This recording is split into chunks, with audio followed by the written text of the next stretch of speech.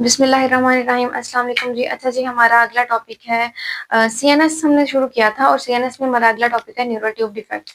हमने पढ़ा था कि 3rd to 4th वीक में हमारे पास न्यूरलेशन होती है, न्यूरल ट्यूब बनती है। तो वो न्यूरल ट्यूब जो है, जब वो ट्यूब बन जाती है तो उसके दो पोर्स होते हैं। एक हमारे पास क्रेनियल पोर होता है, ठीक है, क्रेनियल न्यूरोपोर, और एक हमारे पास कॉर्डल न्यूरोपोर होता है, ठीक है।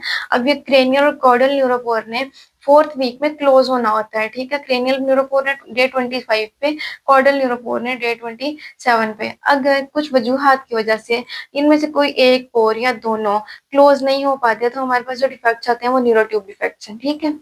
यानी कि failure of neuropores to close in fourth week of embryonic life, ठीक है। अब अगर पोर क्लोज नहीं हुआ तो इस उसके इर्द गिर्द जो हमारे पास एमनियोटिक फ्लूइड है उसके साथ उसका डायरेक्ट कम्युनिकेशन है, ठीक है।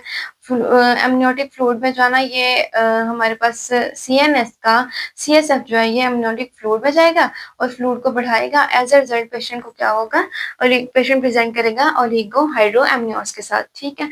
अब इसकी एसोसिएशन है, सबसे ज्यादा एसोसिएशन है हमारे पास फोलेट लेवल्स के साथ। फोलेट लेवल्स अगर कम हो तो न्यूरल ट्यूब डिफेक्ट्स बहुत ज्यादा प्रेजेंट करते हैं हमारे पास वो खवातीन जो प्रेगनेंसी से, उसूलन हम कहते हैं कि प्रेगनेंसी से 3 मंथ्स पहले आप फोलेट लेना शुरू कर दें, ठीक है, फोलिक एसिड लेना शुरू कर दें। लेकिन अगर खवातीन नहीं लेती, बिफोर प्रेगनेंसी या इन ड्यूरिंग प्रेगनेंसी नहीं ले रही होती, उनके फोलेट लेवल्स बहुत कम होते हैं। एज ए रिजल्ट हमारे पास न्यूरल ट्यूब डिफेक्ट्स होते हैं। उसके अलावा इसकी समवेट एसोसिएशन है डायबिटीज मेलाइटिस, ठीक है, या फिर पेशेंट को ना जेस्टेशनल डायबिटीज मेलाइटिस हुई है, ठीक है, इसके साथ उसकी एसोसिएशन है।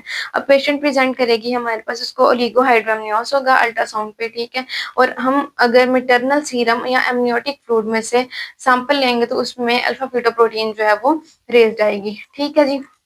अब हमारे पास आ जाते हैं कुछ न्यूरल ट्यूब डिफेक्ट्स, जिनमें सबसे पहले है स्पाइना बिफिडा अकल्टा। स्पाइना बाइफिडा भी कहते हैं कुछ लोग, बिफिडा भी कहते हैं, अपनी मर्जी है, जो मर्जी कह लें, अपनी किताब में हमारा जो दिल करेगा हम कहेंगे। स्पाइना बिफिडा अकल्टा आ जाता है, ठीक है। इसमें क्या होता है, अब जो हमारे पास स्पाइनल न्यूरल ट्यूब बनी थी, ठीक है, ये एक्टोडर्मल इन ओरिजिन थी। ये आपने छोटा सा कॉन्सेप्ट याद रखना, मुझे समझ नहीं आती थी कि न्यूरल ट्यूब बन रही है तो ये हड्डी में डिफेक्ट क्यों आ रहा है। अच्छा, neural tube ectodermal in origin में होती है, इसने स्पाइनल कॉर्ड का स्केलेटन भी बनाना है और इसने सेंट्रल नर्वस सिस्टम को भी जो है ना अपना वो कंट्रीब्यूशन देनी है, ठीक है। तो एज ए रिजल्ट ये जो स्केलेटन बना हमारे पास, अगर वर्टिब्री में डिफेक्ट आ गया, लेकिन डिफेक्ट इतना सा है कि हमारे पास स्पाइनल कॉर्ड भी अपनी जगह पे है और हमारे पास उसके इर्द गिर्द, ये रेड कलर की ना मैंने मेनिंजेस बनाई है, ठीक है, अगर उसके इर्द गिर्द की मेनिंजेस भी अपनी जगह पे हैं तो ऐसी सूरत को हम कहते हैं स्पाइना बिफिडा अकल्टा, ठीक है। इसमें क्या होता है कि सिर्फ जो हमारे पास ओवरलाइन स्किन है उस पे या तो थोड़ा सा हमें डिम्पल नजर आएगा, थोड़ा सा ऐसे छोटा सा खड्डा पड़ा होगा, ठीक है, या फिर हमारे पास डिम्पल के साथ हमारे पास ओवर ग्रोथ ऑफ हेयर होगी, टफ टफ हेयर मिलेगा, टफ ऑफ हेयर, ठीक है। या फिर हमारे पास क्या होता है, थिकन्ड हेयर्स होते हैं यहाँ पे। अच्छा, एक छोटी सी बात है कि हमारे पास यहाँ पे हेयर्स ही क्यों थिक हुए होते हैं, हमारे पास स्किन क्यों नहीं थिक हो रही होती या कोई और चीज। तो इसका ये था कि जो स्पाइनल कॉर्ड है ना, इसमें से कुछ ऐसे सब्सटेंस आते हैं जो कि सिग्नलिंग करते हैं ओवरलाइन स्किन की, जो हमारे पास हेयर फॉलिकल्स है ना उनको सिग्नलिंग करते हैं। एज ए रिजल्ट हेयर की ओवर ग्रोथ होती है, ठीक है। ये था हमारे पास स्पाइनल बाइफिडा अकल्टा।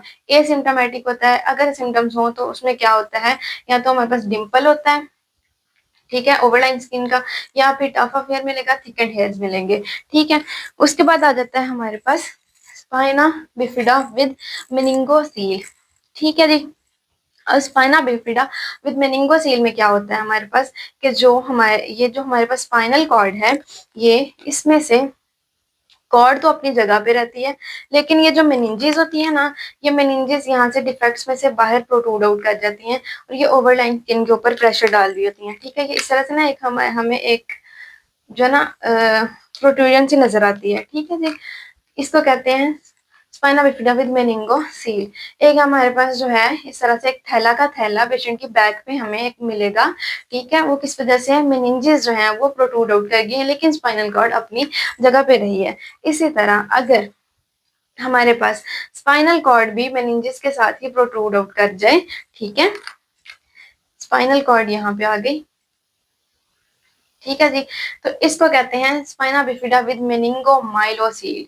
ठीक है, स्पाइना बिफिडा विद मेनिंगोमाइलोसील। सिर्फ इनका कॉन्सेप्ट याद रखना आपने, थोड़ा सा बहुत ज्यादा डिटेल में जाने की जरूरत नहीं है।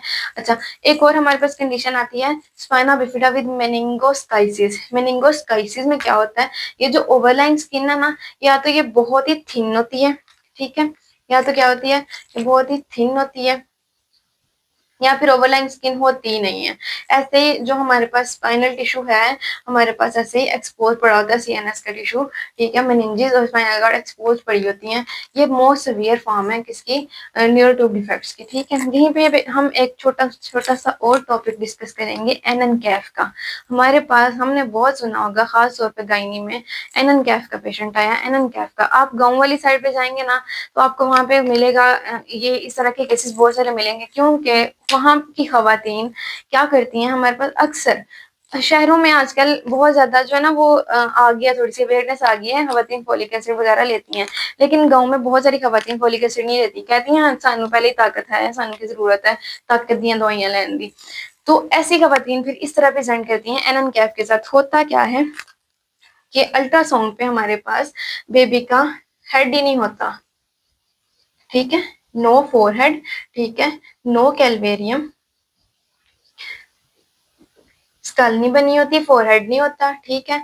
और हमारे पास एज ए रिजल्ट क्या होता है कि पेशेंट जो है वो प्रेजेंट करता है पॉलीहाइड्रोएमनियोज के साथ। एक तो ब्रेन का जो है ना पॉलीहाइड्रोएमनियोज क्यों होता है, क्योंकि ब्रेन में जो थर्ड सेंटर था ना, जो स्वॉलिंग सेंटर था, स्वॉलिंग सेंटर ही नहीं है। तो बेबी जो है ना वो एमनियोटिक फ्लूइड को स्वॉलो ही नहीं कर पाता, स्वॉलो नहीं कर पाता, तो एज ए रिजल्ट जो है ना वो एमनियोटिक फ्लूइड बढ़ता ही जाता है। तो पेशेंट प्रेजेंट करेगी पॉलीहाइड्रोएमनियोज के साथ, ठीक है। ये हमारे पास छोटू सा टॉपिक था न्यूरल ट्यूब डिफेक्ट्स का। अच्छा, यहाँ तक आपको कोई मसला हो, you can ask me. Thank you.